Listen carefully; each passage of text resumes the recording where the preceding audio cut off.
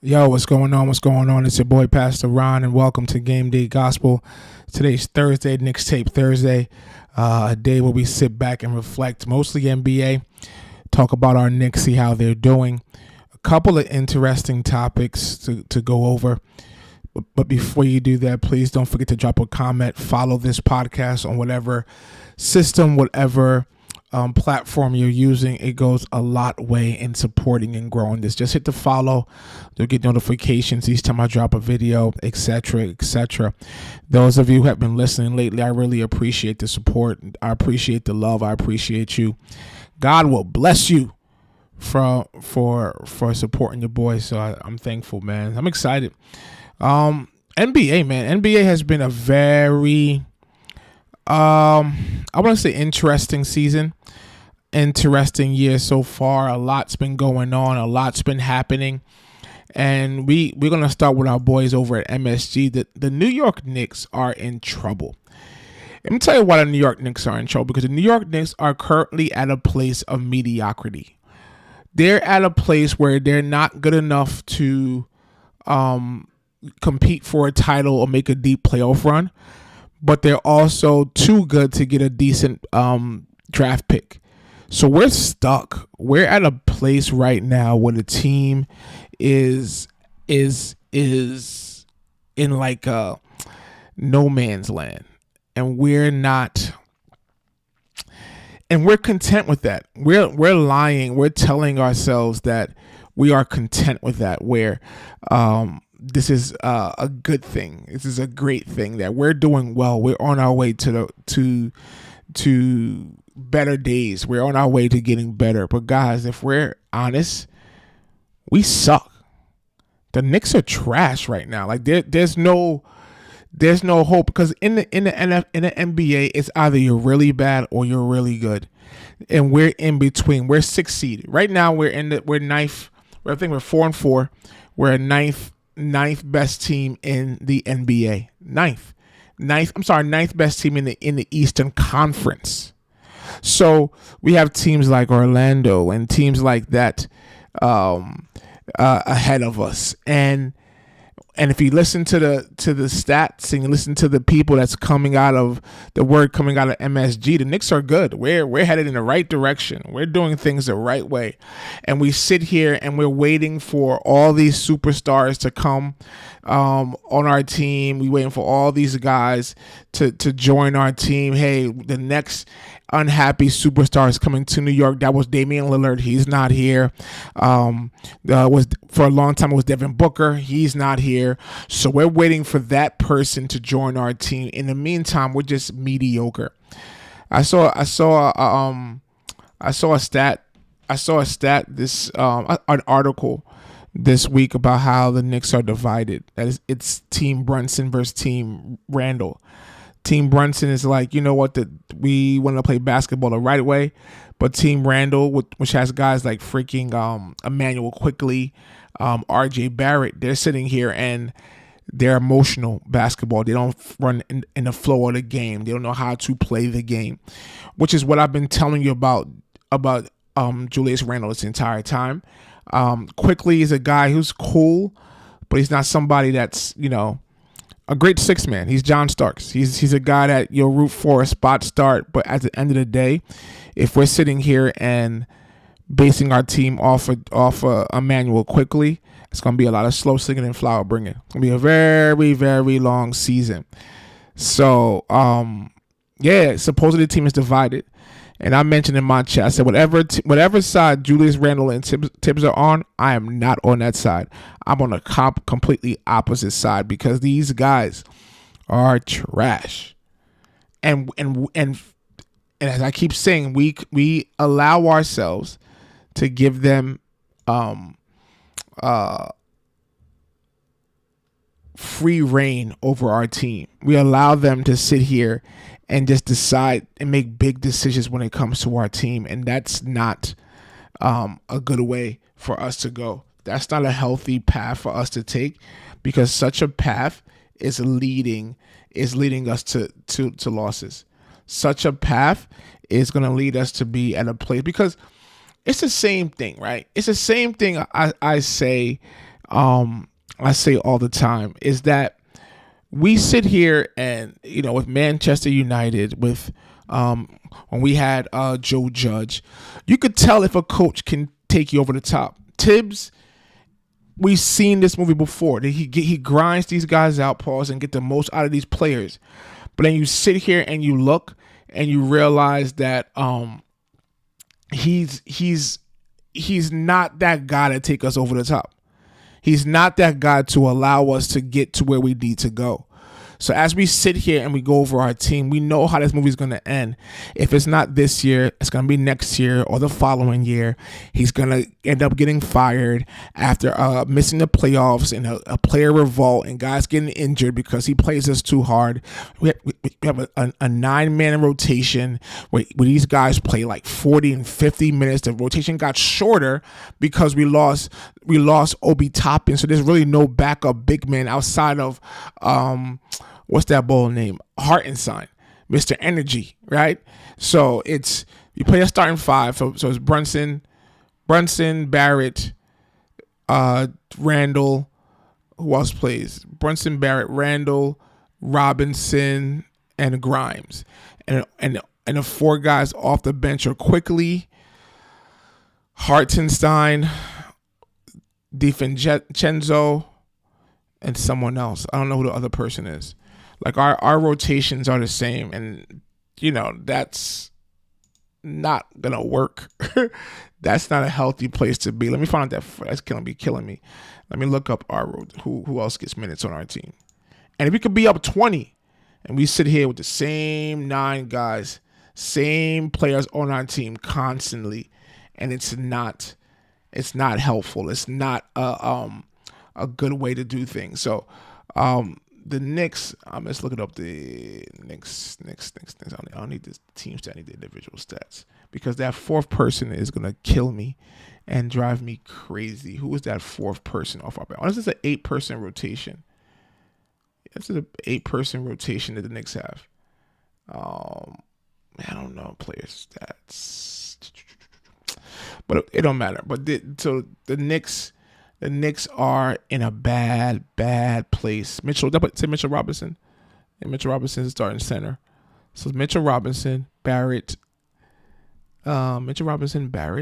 Brunson, Randall, Grimes, Quickly, DiVincenzo, and what's the other guy's name? DiVincenzo and Hartenstein. I think it's an 8-man rotation. So we sit here and have 8-man rotation. That's what we do on our team. And then hey, let me play this guy extra minutes. We got a back-to-back game. We got this going on. He continues and stick with this rotation. He plays our guys into the ground. I'll never forget the Paul George podcast when he was like, yeah, this guy Tibbs. The one issue he has with Tibbs is that he never chills. That he constantly just plays guys and doesn't relax. And it got to the point where they even had to tell him like, Josh Hart's the other guy that plays. Where we sit there and they were like, yo, chill, bro. Like, it's not that deep. And, he just constantly is just extra. So, so that's the problem with the Knicks, man. We have these guys we have this coach that doesn't ask for any help, surrounds himself with yes men, and not really gets any input from anybody else, and just sits there and plays his guys into the ground. And by the time we get to the end of the year, if a players are not injured, they're sitting here not 100%. And then you sit there and you constantly wonder why we don't go far. And players don't want to come here. Free agents don't want to come here because they don't like playing. This does not suit the modern NBA. This is not 1997, bro. This is not Charles Smith and Charles Oakley and them boys. Guys don't want to play that much, bro. It is what it is, bro. They want to chill. It's a good sense where, you don't like load management, but you on the other senses, you like the fact that guys play, but you also don't want the guys to get hurt. Get a deeper rotation. Play 10, 11 guys.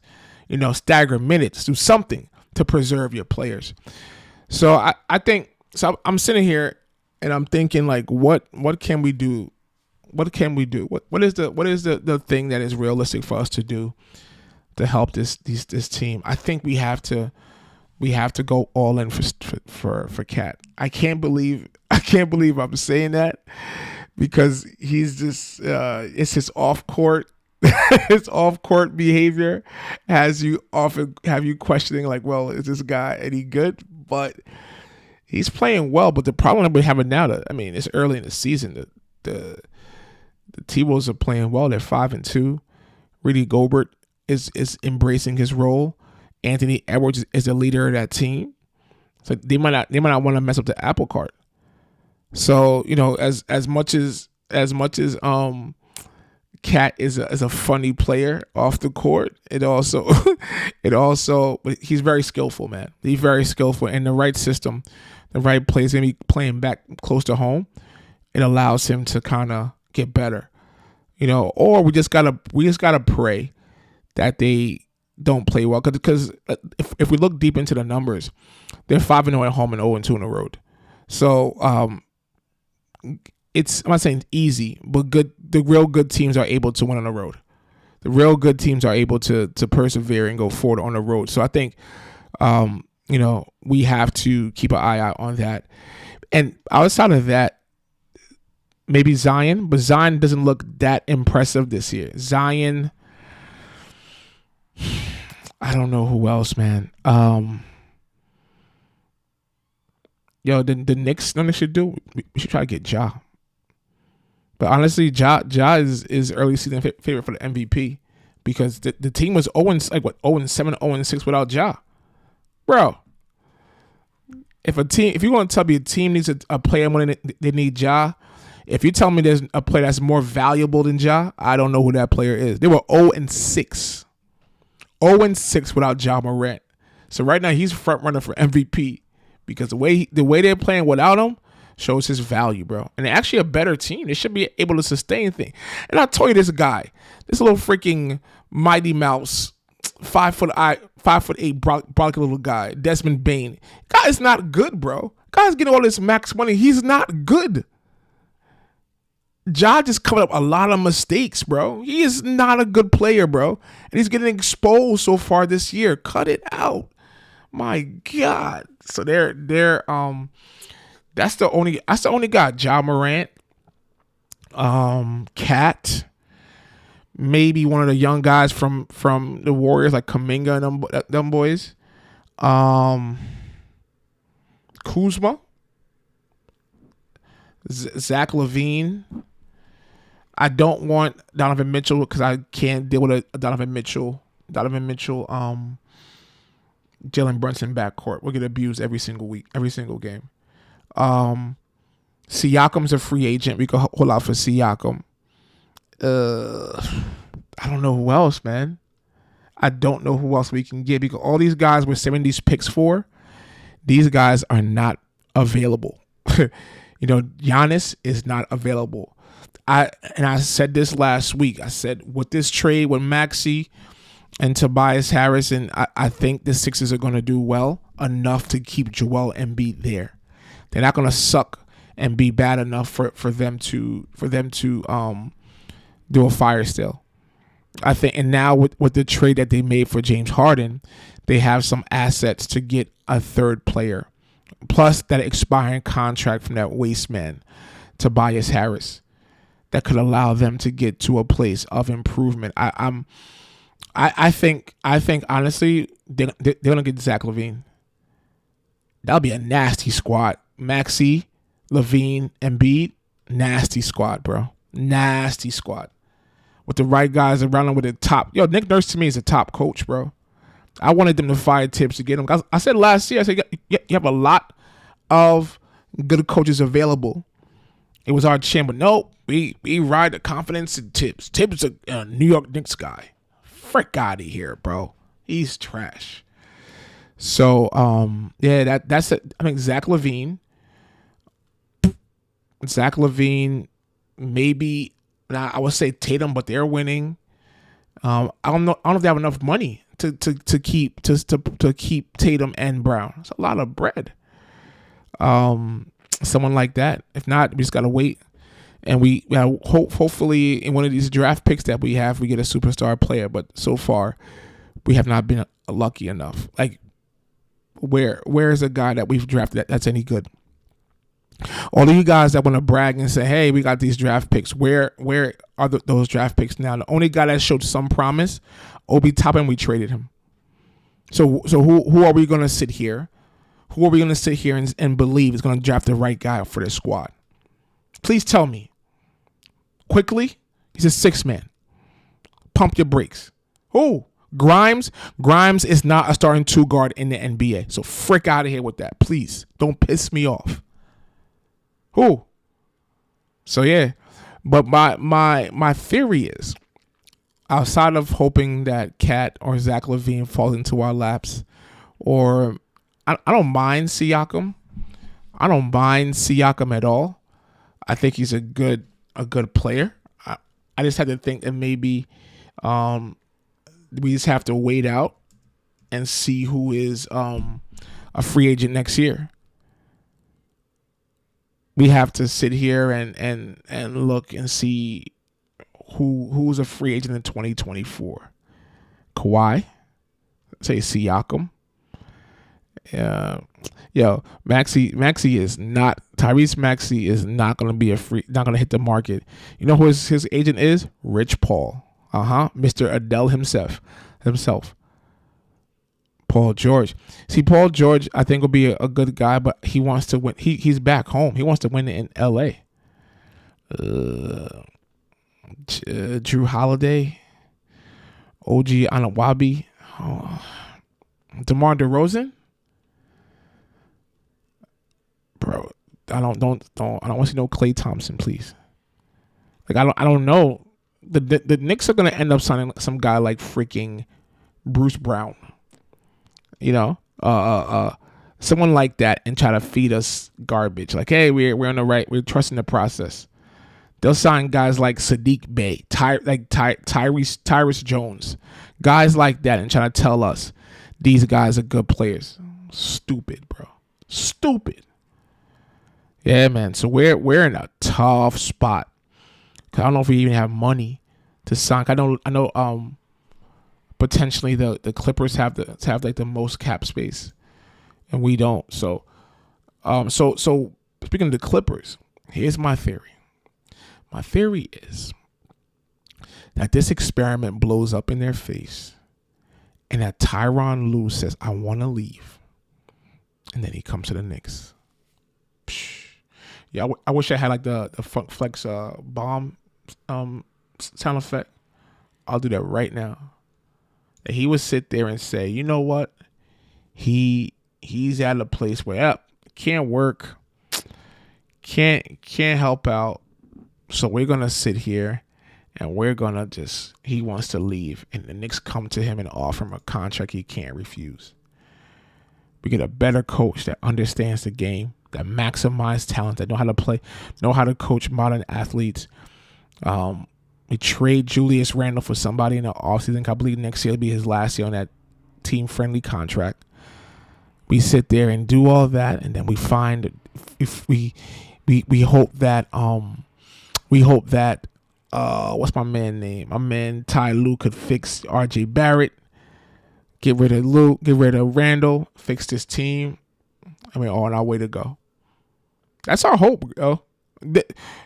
No star is coming here. There's no. I have not heard a player yet that has requested a trade to say they want to come to New York. I have not heard that player yet. They all want to go to LA. They want to play with KD. They want to go with this guy. That guy. No one is saying, "Hey, I want to be traded to the Knicks." Everybody trying to go to Miami, but no one to the Knicks.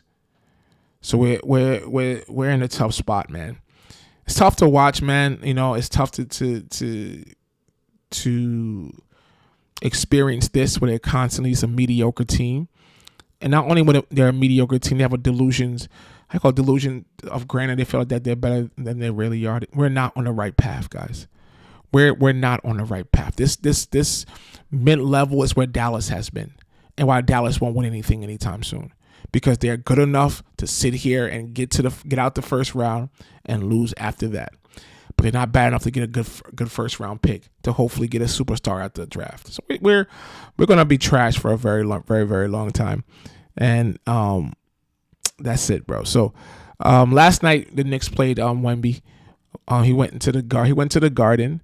You know what I mean? And he got he ain't really do too well, respectfully. The team did what we had to do, and Mitchell Robinson did a great job with them, and kind of, told him like, yo, little man, calm down, okay? This is not France. This is not a comment ça va? Comment allez-vous? This is not what it is. You're sitting there with a real team, with bodies, and we were able to kind of shut him down and make sure he realized that, this is a whole new ball game. So, but outside, I'm not going to sit here and clown Wemby. He's definitely a good talent.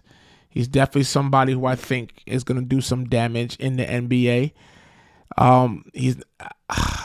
I'm not convinced that he's going to be that nice because of his frame, but I think he does have a place in the NBA. When you sit there and you go against a guy like Mitchell Robinson and only drop 14 points and 9 rebounds and 4 of 14 shooting 29%. He's a minus 25. I believe in these plus minus numbers. He was a minus 25 last night. And I think he's gonna get bodied, and I think he's a prime candidate for like plantar fasciitis. I don't wish it upon anybody, but his frame is prime for someone to have foot issues. So I'm not quick to anoint him the GOAT or the king yet, but I think he has potential, and he's shown flashes. That game against the Suns last week was a good game, and the thing that you like about him, he's not shying away from the pressure. He has that dog in him. But I think, honestly, Victor's has a better chance of being defensive player of the year than rookie of the year. He has a better chance being defensive player of the year than being MVP. His defensive stats are off the chart. He has 2.2 blocks a game, which is 6 in the NBA. His wingspan is a problem. Because if you look at the stats, right, opponents are shooting 38% when he's within 6 feet of the basket when guarded by Wemby. And those that normally the normal number for this is 63%. So when he's guarding somebody close to the basket, there's no layups, because when they're within 6 feet and he's guarding them, they're shooting 38%. How crazy is that? When normally the layup percentage is 62%, 63%. So I think his numbers and his overall, any shot that he's taken, he's 23%. 23% on all field goals that he's the closest defender. So even if he's not blocking, he's altering shot, and he's sitting here in their minds. You know what I'm saying? He's sitting there messing with their heads, and I think he is really, to me, so far the front runner in defensive player of the year. And he has a better chance of making more of an impact on the defensive side than becoming an MVP, than becoming rookie of the year. Not to say anything against his skills, but I think his greatest impact is being felt on the defensive end. You figure the guy's 7'3", 7'4", and he has the ability to guard you in the perimeter. You're not shooting over the guy. You're not making that many threes over that guy. And when he's guarding you one-on-one, you're gonna sit here and think twice about shooting. You know what I'm saying? So I think that his stats, his defensive stats, is elite. Like he has a great impact on the defensive side. Just being there, being a presence, being around. He's like, he has that ability to just, he's like a 2K player with how you call those, John, with the fast, there's a fast twitch where you're able to kind of quickly hop for blocks, or pogo sticks to be able to block up for back-to-back blocks. I think he has that ability. You know what I'm saying? And for him, I found the first guy who has the ability to probably guard Kevin Durant, and he can't shoot over. So think about it. He can block on anywhere from on the floor. So as much as he has the potential offensively to be a great player, but I think his greatest impact is going to be defensively. And based on what he's playing, he's my vote for defensive player of the year.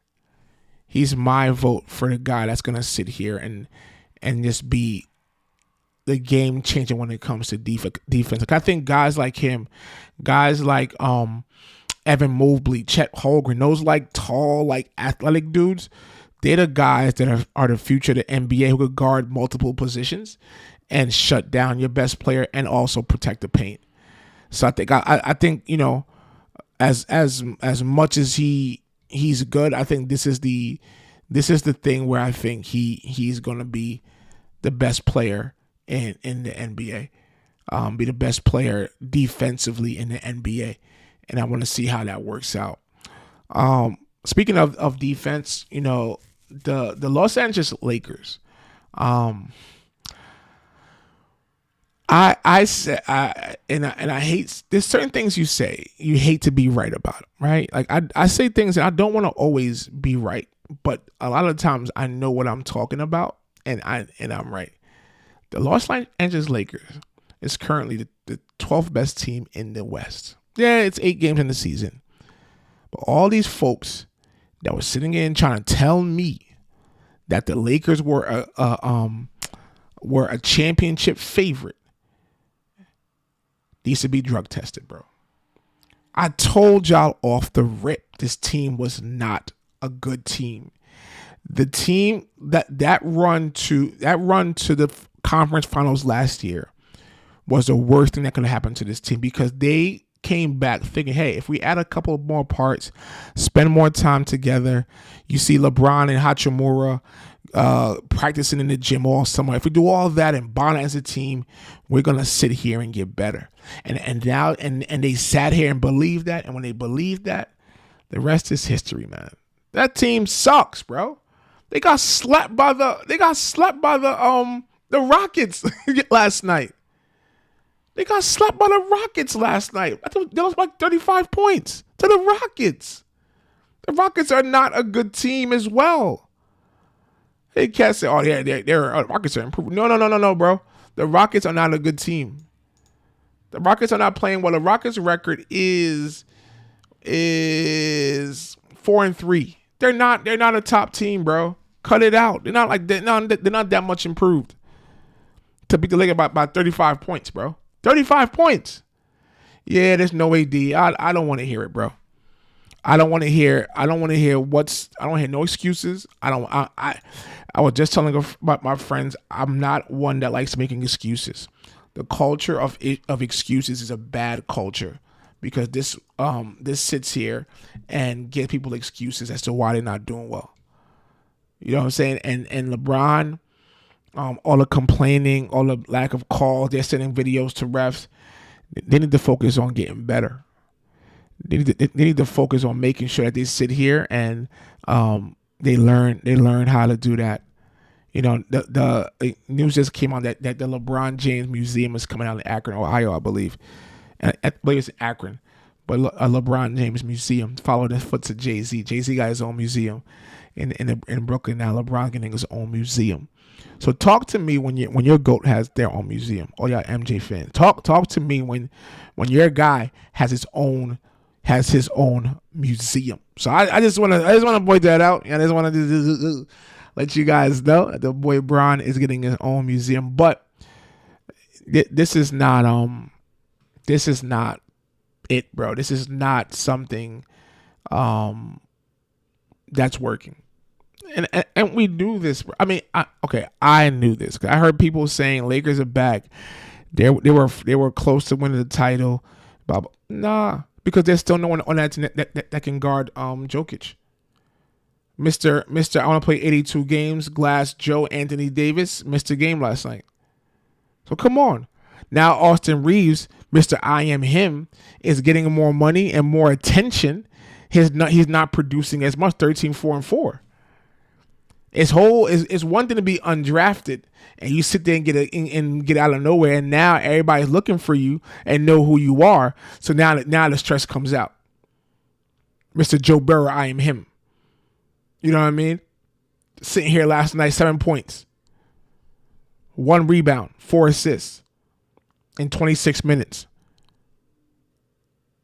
2 for 9. 2 for 9. Nah, it's not it, bro. If you're going to say I am him, you can't have 23, 1 9, and 7 the next night.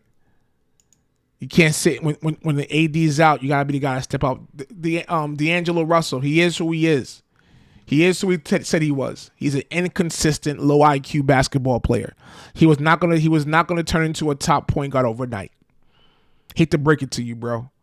Hate to break it to you. He's gonna get you like 15 to 20 every night, 6, 7 assists, but also 4 or 5 dumb plays every game. He doesn't know how to play the game. They are who we thought they were. So I don't understand what changed. Christian Wood, practice, Hachimura, 12 points a game. Come on. These guys are not it, bro.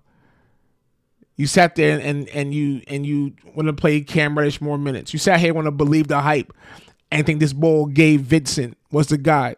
He's a bum. 6 points, 1 rebound, 3 assists a game. Gabe Vincent. Oh, you thought because you saw some play in what's that, John? In the playoffs, you figured dude was nice? Nah, system, bro. Heat culture. That ball was never it. Gabe Vincent, bro. That's the guy. Old head, Gabe Vincent. And then you playing LeBron too many minutes. That whole experiment of his minutes is him sitting his minutes being monitored was dead. So last night he only played 27 minutes, obviously because it was a blowout. Prior to that, 37 minutes, 35 minutes, 42 minutes, and 33 minutes. There goes that experiment. That video of him chopping up Darvin Ham got to a point where you sit there and mind you, LeBron is playing at a high level, bro. He's playing at a very, very high level. But he cannot sustain this. 24, 8, and 4. Crazy. 38 years old. Crazy.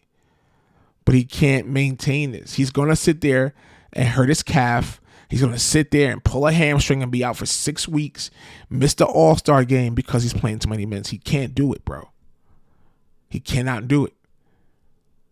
But you want to sit there and do all this stuff. Nope, not me. I told y'all, bro. 35 minutes a game is not sustainable, bro. The Lakers will not go anywhere if LeBron is the best player on the team. If the Lakers are going to go anywhere, Anthony Davis has to be the best player on that team. But Anthony Davis is a waste man. He's not doing nothing, bro. He's not doing all that. You know what pisses me off? All that tough talk in the summer. Yo, we're ready. Yo, we here Denver talking greasy. Why they gotta talk about us? Blah, blah, blah, blah, blah. We gonna be ready. And what? Still a waste man. Anthony Davis. 20. You know what's crazy about Anthony Davis? He has 24. He has 24 and averaging 24 and 12 and 3 assists. That's the quietest 24 and 12 you could talk about.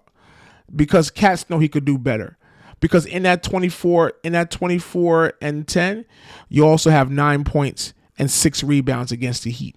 In that same game against the Heat, right? He played 25 minutes. Bam Adebayo had a triple-double, 20, and 10. You allow a grown behind man to get a triple-double over you. It's the second time Anthony Davis allowed someone to get a triple-double because Joker's got one off of him the first game of the season. Where's your pride?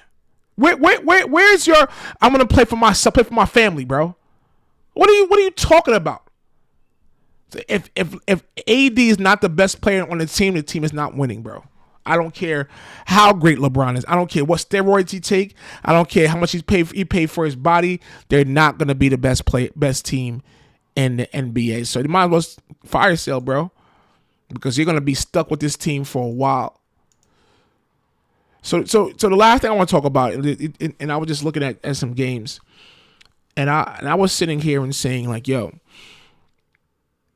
the Sixers might right now be the best team in the NBA.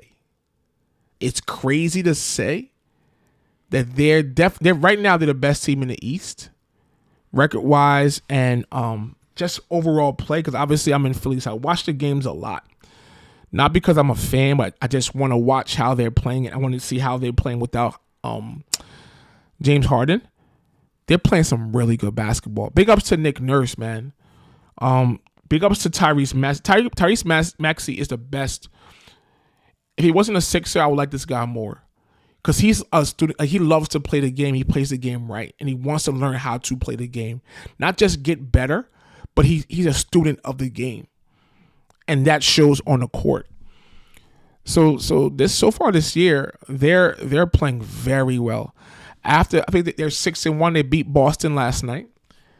Ever since the first game of the season, when they lost to, and they barely lost, and they could have easily won that game against Milwaukee. They won 6 straight for number one in the East. And I think number one in the NBA as well. Nuggets are 8-1. So they're playing very well, bro. And it's not just record wise, because we've seen this before. They're playing really, really well. Their coach is doing a good job. You have Tobias Harris, who is motivated in a contract year. So I'm gonna say something, and it might not. It's not gonna be popular. It's not gonna be agreed. Joel Embiid is the best player in the NBA. I don't want to hear you Jokic stands or spew out a bunch of stats. He's a fat boy playing in the right system. Joel Embiid is the best player in the NBA. If he's gonna mess around and get a MVP again. I know what y'all saying. Playoff struggles, blah, blah, blah. Right now, in terms of skill, in terms of play, Joel Embiid is the best player in the NBA. And at a close second, I give Luka. Because the way this guy is playing, his numbers this year, he's leading the league in scoring. Right? He's averaging 10, 11 rebounds a game, 6 assists a game. This guy is he's playing every game. He's playing like he's playing well, bro. He's playing last night against the Celtics, one of the top defenses in the NBA. 27-10, 4, 1 steal, 4 blocks. Against the Wizards, 48 points. I think in that game, he dropped like 21 points in the third quarter. They didn't miss a shot. 48, 11, and 6. Nah, Ball's the best player, bro. If I could choose anybody healthy, if I could choose any player to start my team with right now in the NBA, it will be Joel Embiid. Of course, LeBron is the GOAT. LeBron is the best player. But LeBron, I'm talking about right now. LeBron is also 38.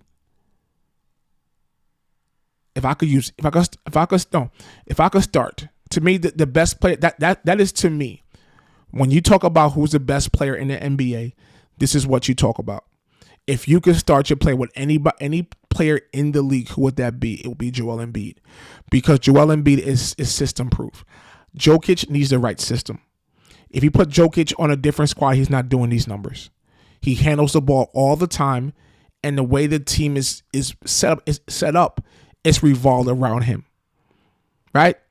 It's like having a QB with great passing stats, but they're in a pass-heavy offense. It's like having a guy play for Texas Tech back in the day, right? And Mike Leach, rest in peace. And you sat there and you put all these dumb numbers, but it's a pass-happy offense. What do you expect? Jokic to me is a system guy. Jokic is not him. He's a guy that I don't think he's one of the top players in that way. I'm going to say it again. Nikola Jokic is a system player. He's a system guy. And he's not the best player in the game. If I could start my franchise, Give me anybody in the league. If I could start my franchise with any player in the league right now, it would definitely be Joel Embiid. He's a team player, the most skillful big man of all time. Don't sleep. Yes, I know the playoff struggles. I know these things, the crying in Toronto. I know all that, but I also know what I see with my two eyes. He's the best. He's pushing around the best center of all time, behind like Kareem and Shaq and them boys. If he gets a title, he'll be in that conversation. Jokic is a system guy. Jokic, play with the ball, everybody spinning and moving around him, all that good stuff. He's not Joel Embiid. I'll take Joel Embiid over Nikola Jokic 10 times out of 10 times. He's the best player in the league right now. And that's the bottom line. You can't tell me otherwise. I know it's unpopular. I know people think it's crazy. I know people think I'm dumb for what I'm saying. But if you watch the game, no one better than Joel Embiid. Number 2, I don't know. Number 2, I don't like you, Luka. Don't like Luka, bro. His numbers are undeniable. I don't like Luka. Luka's not. I don't know. Yo, honestly, number 2, I'll take Steph, bro. I'll take Steph because Steph can shoot. And Steph's also low. He's kind of a system guy too. It's not a knock on him. I don't know. There's certain guys that need the right system and right players around them to succeed, right coaches. The reason why I'll pick Joel Embiid, because I could pick any coach. I know he's going to do well. Talent-wise, skill-wise, pound for pound, he's the best guy. And you could probably say that for Luka. Luka might be number 2. Luka might be the second best player in the league. If I'm honest, as much as I don't like him, I put my biases aside. Luka is the second best player in the league. If it's biased and like favorite player, in my opinion, favorite player is I'll do Joel Embiid. I like Shea and Anthony Edwards. Those are 3 guys I think who are I would pick. But if I'm being impartial and fair as to what guys are doing and impact on the game, Luka's averaging 32 points, 9 rebounds, 9 assists a game. That's stupid. So I have to sit here and pick him. And I think, he's a guy that is not system or coach dependent. Jokic is. You can sit there and quote Jokic's stats, but he's system dependent. All the other guys who are up there, I'm not impressed. Joel Embiid is right now. He's going to mess around and get an MVP again. He's going to mess around and be league MVP back to back. And if he gets the right parts around him, I see him going to a championship. Because the coach is a good coach. We always knew that they were a good team, but he sat here and the coach is a liability. They got rid of James Harden, and by the way, like I alluded to earlier, that experiment is not looking good, bro. Because James Harden sits here and thinks he said he is the system. After I created my last week's podcast, he had an interview and said, "I am the system." That's his problem. His problem is he thinks he's that guy still. He thinks he's James Harden from Houston, but he's not. And what's going to happen is going to be 4 guys: Kawhi, Paul George, Russell Westbrook, and James Harden, all potential free agents at the end of the season, all going to sit here and try to secure the bag. So no one's going to pass. No one's going to play like a team. No one's going to play hurt. No one's going to put any effort. They're going to want to make sure that their numbers look good. So by doing that, the team is going to suffer. So it's interesting to see how Philly is playing better without James Harden. The ball, and then James Harden, numbers lie. James Harden led the NBA in assists last year, but yet the ball is going a lot smoother with him. So tell me what you think, man. Follow me on TikTok. Follow me on Twitter. I want you to @ me on Twitter with who you think is the best player in the game. Let's start a conversation. Let's talk about this. Let's see what goes on. Share this with your friends. Share it with your homies. Share this with your group chat. Let's talk. But again, thank you for listening. Thanks for the love. Thanks for all you're doing. Don't forget to follow and comment and rate. Take care. God bless you. Peace.